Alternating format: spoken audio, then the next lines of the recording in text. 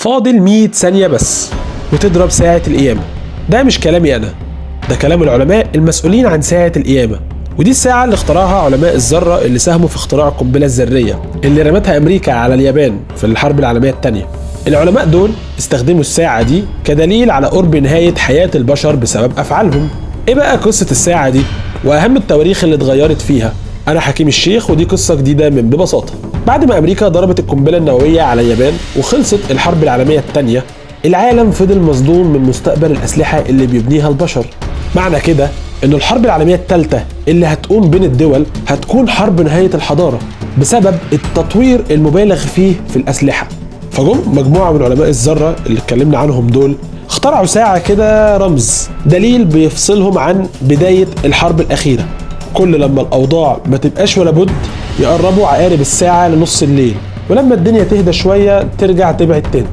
الساعة دي بدأت وتوقيتها 7 دقايق بالظبط بينها وبين نص الليل، بعدها فضلت تنزل لحد ما وصلت لدقيقتين.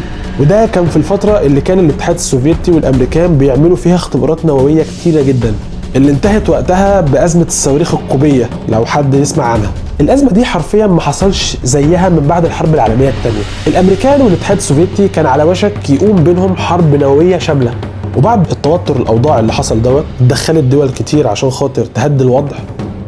فاتفق الامريكان والسوفيت ان هم يهدوا اللعب شويه، وعملوا اتفاقات كتير ما بينهم وبين دول العالم بمنع انتشار الاسلحه النوويه. فوصلت الساعه لحد 12 دقيقه قبل نص الليل.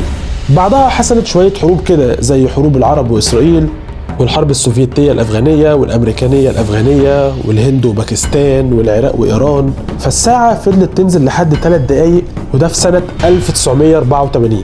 وبعدها حصلت المفاجأة وانهار الاتحاد السوفيتي سنة 91، وبقت أمريكا هي القوة العظمى الوحيدة المسيطرة في العالم. فوصلت الساعة لأعلى وقت في تاريخها وهو 17 دقيقة.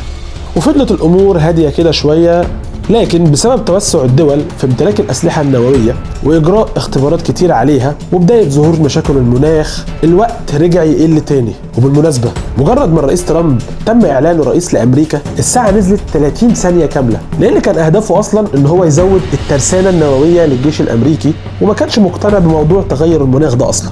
وبعدها دخلنا في أزمة كورونا ومشاكلها لحد آخر وقت متسجل، وده في بداية السنة دي في شهر يناير، هو 100 ثانية بس قبل منتصف الليل. وده كله كان قبل الأزمات اللي احنا عايشين فيها دلوقتي، زي الحروب الروسية مع الغرب ومناوشات أمريكا مع الصين وكوريا الشمالية وكوريا الجنوبية. بص، العالم بيتلكك لبعضه حرفيا وكله واقف على تكة.